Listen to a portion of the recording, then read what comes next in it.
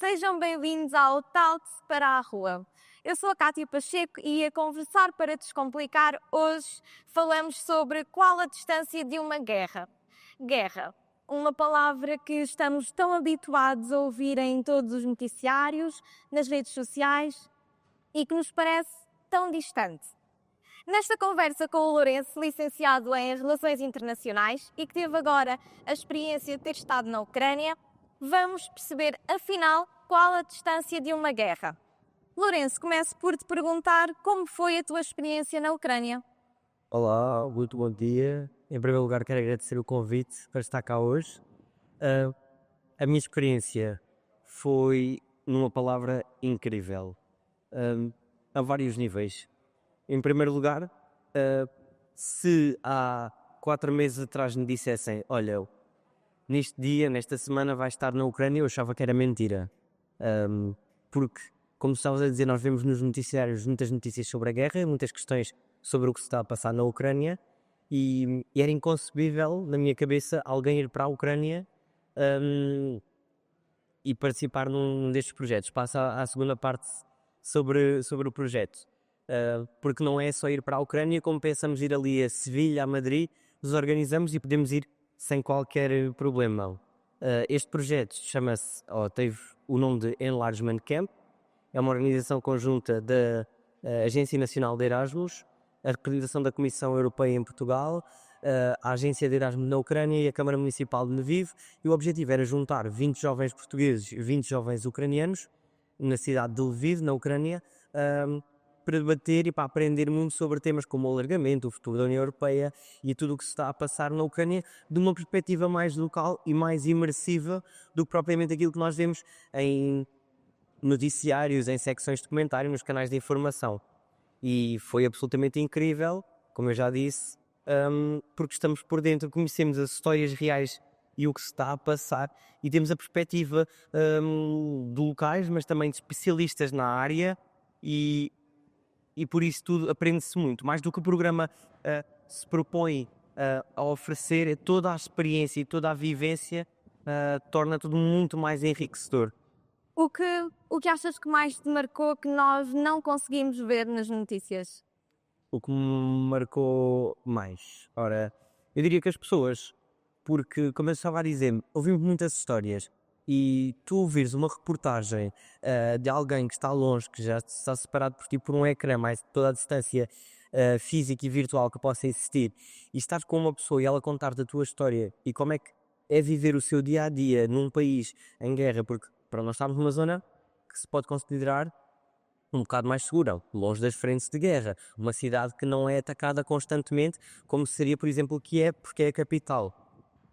Mas que as pessoas são de várias zonas, nós também, eu era do Algarve, ou sou do Algarve, havia malta da Madeira, dos Açores, de norte a sul, e havia pessoas que a guerra para elas é uma realidade mais, aliás, é uma realidade para todos, mas a noção de conflito está mais presente para alguns, e que estão mais próximos, ou porque têm familiares envolvidos diretamente na linha da frente, do que outros. Então as histórias pessoais que cada um traz são muito pesadas, algumas delas, mas a forma como elas tentam passar a história e tentam viver uma vida normal, para mim é absolutamente inspirador. E do ponto de vista de um jovem, como é um dia-a-dia normal de um jovem? Pronto, eu vou falar um bocadinho daquilo que eu vi em Lviv. É claro que tu partes para lá com muito receio porque não sabes o que é que vais encontrar e partes com todo aquele peso antes de saberes que estás num país que está em conflito. E ao chegar a Lviv, tive uma experiência bastante agradável. Primeiro, uma cidade super acolhedora, com muito movimento e algum movimento que foi adquirindo também nos últimos anos, porque as pessoas na fronteira ou em regiões mais de fronteira com a Rússia ou mais próximas do conflito acabaram por se deslocar para lá e ir trabalhar ou estudar ou viver. Também alguns negócios tiveram que se relocalizar naquela zona, então procura-se viver uma vida normal. Nós vemos as pessoas de manhã ir para o trabalho, também estavam lá alguns turistas, as pessoas ir para as universidades, para as escolas e pronto, procura ser uma vida digamos, normal dentro daquilo que são as limitações, mas a qualquer momento pode, pode soar um alarme, as pessoas podem ter que se refugiar, o perigo está sempre à espreita, mas quando aquilo passa a ser o teu novo normal, o normal não desejável para ninguém, as pessoas têm que se adaptar. E o ser humano é um ser que se adapta, às vezes melhor, em certas situações melhor que outras, mas quando esta é a tua realidade já há 3 anos, tens de te adaptar. Portanto, estamos a falar de uma cidade normal, como diremos uma grande cidade que nos é familiar, e eu conheço algumas cidades no centro-leste europeu e encontrei muitas semelhanças, mas que a qualquer momento o perigo está sempre à espreita. Mesmo neste contexto de instabilidade, não poderíamos falar de jovens sem falar de redes sociais, visto que este é o meio de informação privilegiado por ser tão rápido, acessível e estar literalmente na nossa mão. Dito isto, qual é que é a dinâmica de redes sociais entre os jovens no terreno e de que forma é que o conflito entrou nestes meios de comunicação? Hum, os meios de comunicação, isso é um tema para mim muito interessante porque, como estavas a dizer, é um meio privilegiado entre as gerações mais jovens para obter informação e que, sei lá, estava numa conversa de meia hora, mas eu vou tentar ir direto ao assunto. Primeiro, a informação é muito mais acessível através das redes sociais, porque nós não andamos sempre com uma televisão atrás, mas andamos sempre com um telemóvel e eles procuram informar sobretudo através de canais do Telegram. E eu ao início achei isso muito estranho, porque o Telegram, o que eu tinha na minha ideia, era de um programador russo. E eu achei estranho as pessoas, mesmo os Zelensky e canais de informação, usaram o Telegram para informar as pessoas sobre questões da guerra. E eu, mas isto é russo, isto não está claramente minado por isso tudo. E eles dizem que não, porque o programador até tem ali um estatuto meio que sou programador internacional, não estou assim propriamente tão ligado à Rússia quanto isso. Então usam muito o Telegram para receber notícias. Por exemplo, quando são os alarmes, eles tentam perceber o que é que se está a passar. Às vezes até há notícias que chegam lá antes, também passa desinformação. Se passa desinformação no Instagram, no Facebook, aqui em Portugal, e as caixas de comentários então estão minadas por falsos profetas da verdade, e lá também passa isso. E depois usam as redes sociais também para alertar que eles próprios para passar informação e para alertar o mundo, porque os jovens que também tive a oportunidade de conhecer lá são pessoas que têm participado também noutros projetos e isso o usam como uma forma de consciencialização. Então para mim também isso acaba por ser também muito bom, porque agora que já não estou lá, consigo acompanhar de uma forma mais próxima através das redes sociais. Portanto, informação para saberem como devem proceder em certos modos e depois também de alerta e de consciencialização para o resto do mundo estar a par do que é que se está a passar na Ucrânia.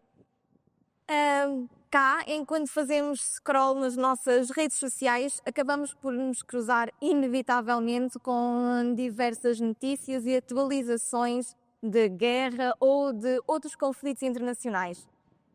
Achas que esse tipo de informação nos aproxima das relações internacionais ou nos afasta por se tornar um tema tão recorrente e quase banal hoje em dia? Tem os dois lados, tem as duas vertentes. Primeiro, estás a receber informação e estás a adquirir conhecimento sobre o que é que se está a passar noutras partes do mundo e em outros conflitos. Falamos da Ucrânia, mas não só da Ucrânia, o que está a acontecer também no Médio Oriente, ou outro tipo de problemas que possam ser, como agora mais recente no Nepal. Mas por um lado sim, por outro não, e tenho falado com várias pessoas que desde o início da guerra às vezes procuram se afastar porque é algo que mexe com as pessoas. Em certos momentos pode criar empatia, tudo certo, mas depois também as pessoas não querem estar sujeitas, porque tu associas muito o momento em que estás no telemóvel, que estás nas tuas redes sociais, ao momento mais de descontração. E às vezes também não queres ser invadido com certo tipo de informação. Então gera assim um bocado os dois lados, que são as percepções que eu acabo por ter e conversas que acabo por ter com muitas pessoas. Pessoas também do meio na área das relações internacionais, mas também amigos que são curiosos por estes temas. Eu não digo curiosos, mas interessados, mas que também às vezes procuram falar connosco, pessoas da área, para ter uma informação mais filtrada, porque lá está, somos invadidos com vários conteúdos e é muito às vezes difícil perceber o que é que está ali que é verdadeiro, o que é sensacionalista, o que é que não é. hum, eu diria que é um bocado nessa linha. Ou seja, há essa curiosidade, há esse interesse, mas depois também há o receio hum, de cair em desinformação ou de estar a receber informação e aquilo tocar-te de uma maneira um bocado hum, mais próxima e mais. eh, é mais suscetível a algumas vulnerabilidades, diria eu. Sim, e concordo plenamente contigo. Acho que dá perfeitamente para existir as duas vertentes. Até porque lá está, quando estamos a fazer scroll, vai desde um vídeo engraçado a uma receita e no meio tens uma notícia de uma atualização. Portanto, é muito difícil que consigamos distinguir a atenção do nosso cérebro para cada tipo de tema. E, portanto, também tem muito a ver com onde estamos a fazer o scroll, porque no fundo podemos estar no nosso sofá e Portugal, no Índice Global da Paz de 2025, divulgado pelo Instituto para a Economia e para a Paz, Portugal ocupa a 7ª posição entre os países mais pacíficos do mundo. Portanto, geograficamente distantes e contextualmente também, o que podemos fazer enquanto jovens e cidadãos para não ficarmos indiferentes às guerras e conflitos que acontecem no mundo. Já que estás a pegar em índice e em indicadores, vou pegar aqui noutros, no Eurobarómetro, que digamos que são as estatísticas sobre a União Europeia e sobre alguns Estados-membros que lançaram, ou que são lançados com alguma regularidade, e estamos a falar, por exemplo, dos portugueses que estão distantes, mas que ao mesmo tempo, por um lado, são dos povos até mais favoráveis à nossa pertença na União Europeia, e que ao mesmo tempo também se mostram receptivos à entrada da Ucrânia na União Europeia. Sabemos que é um processo que vai levar tempo, entra já amanhã, temos países à espera se calhar há 20 ou mais anos para entrar e pronto, é uma questão que temos de ter essa consciência que leva algum tempo e que não é feita da noite para o dia. Mas sim, estamos distantes, mas eu acho que estamos também a certo nível conscientes. Ao mesmo tempo, há uma consciência muito maior em países de leste da Europa, e falo de acontecimentos que aconteceram recentemente sobre mísseis ou drones russos que invadiram o espaço aéreo. Não estamos a falar de países da União Europeia, mas da NATO, e é assim: enganar-te e sobrevoar o espaço aéreo da Polónia, eu não caio nessa. Agora, depois da Roménia e depois a Estónia, tudo no espaço de uma semana e meia, eu acho que alguém anda a tentar testar as águas das fronteiras da Europa, das fronteiras da NATO, e então eu acho que esses acontecimentos nos tornam também mais despertos para o que pode vir a acontecer. E vivemos numa era de incerteza, ainda há bocado estávamos a falar disso em off, ninguém sabe muito bem o que é que vai acontecer. Mas ao mesmo tempo que estamos distantes, eu acho que a mensagem que também é clara é: estamos distantes mas conscientes. Ou seja, há estas duas linhas: distantes mas conscientes. Sim, sem dúvida alguma. Tenho algum receio que esta instabilidade se torne uma recorrente, que as pessoas se habituem à instabilidade e acabem por perder a atenção devida daquilo que está efetivamente a acontecer. Mas a pergunta mantém-se, que é, afinal, qual a distância de uma guerra? Na correria do nosso dia-a-dia, acho que é muito fácil nós alienarmos daquilo que se passa fora da nossa porta, quanto mais daquilo que se passa no desconhecido. Eu, pessoalmente, gosto de simplificar as relações internacionais como relações interpessoais em grande escala, porque no fundo o mundo é constituído exatamente por isso, por pessoas, como estávamos a falar há pouco. E o problema é que quando falamos em guerras e conflitos, as pessoas transformam-se em números, em número de mortes, em número de refugiados, em número de feridos. E para mim, pessoalmente, eu acho que a distância de uma guerra é exatamente isso. É a distância da lupa que colocamos quando observamos estas pessoas. É a distância da mão que escolhemos ou não estender ao próximo. Eu acho que a distância de uma guerra é essencialmente a da empatia, principalmente no mundo que aparenta cada vez mais separação. Sim, eu acho que é isso. Há várias questões que nós podemos ver qual é a distância de uma guerra. Primeiro, podemos ir ao Google Maps e ver em quilómetros qual a distância de Tavira a uma frente de guerra, se calhar a mais próxima que temos, na Ucrânia. Vão apontar distâncias para o Médio Oriente. Por outro lado, também há essa história das pessoas e da proximidade que nós temos. E uma das questões que gerou muita empatia, como tu estavas a falar, foi a proximidade e a ajuda ao povo ucraniano logo desde o início, e geraram-se muitas campanhas de sensibilização, apoio solidário, envio de bens e mantimentos, e muito apoio de vários países, mas também da sociedade civil.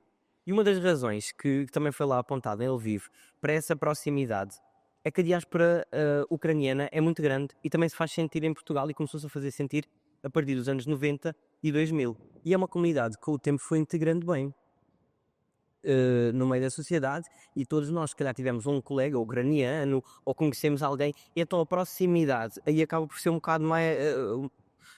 acaba por haver uma maior proximidade.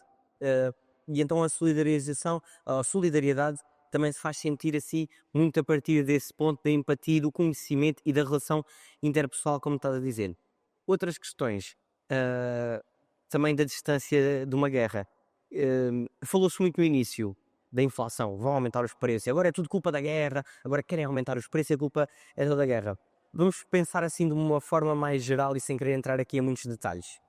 Estamos a falar que a Ucrânia era o celeiro da Europa, em termos de produção de cereais. Sim. Produzia cereais, uma das bases da alimentação, e que exportava para muitos territórios. Estamos a falar que a Rússia era e continua a ser um grande produtor de petróleo e gás que abastece as principais economias da União Europeia. A maior parte do comércio que Portugal faz é dentro da União Europeia, ou seja, vai comprar a países que produzam e empresas da União Europeia. Se os custos de produção, já estou aqui a entrar em muitos conceitos, se os custos de produção, ou seja, se o preço para produzir um determinado bem vai aumentar, é claro que o preço final vai aumentar também. As questões acabam de estar todas muito ligadas, porque voltamos a falar em relações internacionais. Nós não vivemos isolados, nós não vivemos aqui em Tavira e fecha-se o nosso mundo, ou em Portugal e fecha-se o nosso mundo. A partir do momento em que nós decidimos aderir a espaços, a organizações mundiais de comércio, à União Europeia, a todo este tipo de organizações internacionais e de entidades que promovem as relações, e porque ninguém vive bem isoladamente, tu não consegues produzir tudo o que precisas e ninguém é autossuficiente, exatamente, é o termo correto. Portanto, as coisas acabam de estar todas muito interligadas, e a distância pode-se ver a nível pessoal, a nível político, a nível geográfico, a nível económico também. E vou só terminar aqui esta pergunta com uma questão que é... quando eu comecei a estudar no secundário aqui, que eu fui para a área da economia, a primeira aula que dás é a economia é uma ciência social. Portanto, quando tu vês um problema social e recorres à economia, tu vês apenas uma vertente desse problema social. A guerra é um problema social. A economia vai explicá-lo de uma forma, a política vai explicá-lo de outra forma, a sociologia vai explicá-lo de outra forma, a demografia de outra forma. Portanto, isto não é uma questão específica de um ponto, mas a distância pode ser explicada por várias ciências. Vários fatores. E vários fatores, sim. Já estamos a terminar a nossa conversa e espero que tenham gostado de conversar para descomplicar connosco sobre um tema tão importante da atualidade. Aproveito para agradecer o convite e também principalmente para agradecer este tipo de dinâmicas que são tão importantes para os jovens de hoje e que se transformem em cidadãos mais conscientes e informados. De facto, informação é poder, e consciencialização sobre isso torna-nos menos distantes deste tipo de temáticas. Lourenço, sei que tens algumas sugestões para nos deixar também a jeito de finalização. Tenho sim. Tinha aqui demasiadas coisas, vou tentar ser sucinto. Nem sempre consigo. Pronto. Primeiro, informem-se. Temos de nos informar e temos que saber procurar quais são os verdadeiros meios de informação. Nós, quando vamos às redes sociais, que é o meio privilegiado dos millennials e dos Gen Zs, e também das gerações mais recentes, para procurar informação, nós somos bombardeados por um algoritmo que nem sempre nos mostra o que é fidedigno. Então procurem canais de informação certificados, os canais mainstream que nós vemos na televisão, os jornais principais, e não se fiquem pelo título, porque às vezes nós somos levados por um título um bocado sensacionalista. Portanto, vejam um bocado a fundo todos esses sites. Todos esses canais têm esse site e websites com notícias descritivas. Portanto, vão por aí e leiam de vários sítios para poder comparar a informação e para perceber se aquilo está tudo a bater certo. Para quem tem mais interesse por questões europeias, 10 minutos de Euronews por dia também são muito bons, porque eles são sempre para repetir as notícias. E assim ficam sempre atualizados no panorama internacional, principalmente europeu, o que é que se está a passar. Também é importante lermos notícias locais e temos jornais locais de tal qualidade como o Postal do Algarve, que está aqui sediado em Tavira, que podem consultar-me, e outros projetos. Temos aqui o É para Descomplicar, que se calhar essas pessoas já estão aqui neste canal, já conhecem, mas fica outra vez a nota. E outros projetos, por exemplo, como Eu Voto, porque querem saber o que é que está a ser decidido na Assembleia da República, eles põem lá os projetos de lei que estão a ser votados, o que é aprovado, o que é rejeitado, como é que votam os diversos partidos, e assim podem começar a ganhar alguma consciência de onde é que vocês se alinham. Também vou falar de um projeto que eu conheço, que é a ACEP, que é a Associação Académica de Ciências Económicas e Políticas, que é feito por um grupo de estudantes universitários que tem uma missão também de levar a literacia económica e política aos jovens, e que é muito interessante e tem várias iniciativas, passem pelas redes sociais deles, e assim num nível mais descontraído e também com um toque humorístico que eu gosto sempre. Há 2 programas /podcast que eu gosto muito de consultar e que vejo muito. O primeiro não precisa de publicidade, que é o Isto é Gozar com Quem Trabalha, porque se fala ali de tudo o que é que está a acontecer assim com um tom humorístico. Todos os domingos passa a publicidade ao Ricardo Araújo Pereira, porque eu acho que ele é mesmo o maior neste tema. E um outro que não é tão conhecido, mas que vale a pena, que é um podcast, também passa na Antena 1 e está no Spotify, 3, 4 minutinhos, é o tempo de ouvirmos é menos uma música que ouvimos por dia, que é o Portugalex, e de lá podem tirar muitas ideias e podem ir descobrir mais, porque eu também não sei tudo, aliás, ninguém sabe tudo. E o giro é, tu partes de lá e depois vais descobrir outras coisas. Se tiver mais um minutinho para falar de livros, eu nem sou a melhor pessoa para falar de livros, que eu sou dos leitores mais assíduos, mas para perceber muito bem o mundo à nossa volta e como os perigos, e não falamos assim muito sobre os perigos políticos, não são só sobre a forma de guerra. Portanto, leiam A Quinta dos Animais, de George Orwell, também conhecido como O Triunfo dos Porcos, que é um livro que nos mostra como nós facilmente caímos em ratoeiras e como a história não é cíclica, mas muitos dos processos tendem a repetir, e basta olharmos para o mundo onde o número de regimes autocráticos, pela primeira vez nos últimos 20 anos, está a passar o número de regimes democráticos. Portanto, fica aqui este alerta de consciencialização. Para quem quer perceber mais do que é que se está a passar no mundo, a minha última recomendação é um livro chamado Os Prisioneiros da Geografia, Tim Marshall, e tem vários capítulos, e um dos que mais marcou foi o capítulo sobre a Rússia, porque o autor, antes da guerra começar, descreve: se a Rússia decidir invadir a Ucrânia, irá fazer assim, assim, assim, assim. E muitas das coisas acabam por bater certos. Portanto, eu acho que é bastante interessante. Eu acho que é só o que eu tinha para te dizer e já é muita coisa. E já é um modo de partida para efetivamente darmos mais informação aos jovens e alargarmos os nossos horizontes da nossa cidade para o mundo. Sim. Pronto, e obrigado, Cátia, gostei muito da conversa, e obrigado ao Projeto B para Descomplicar pelo convite. Gostei muito de estar cá hoje. Obrigado mesmo.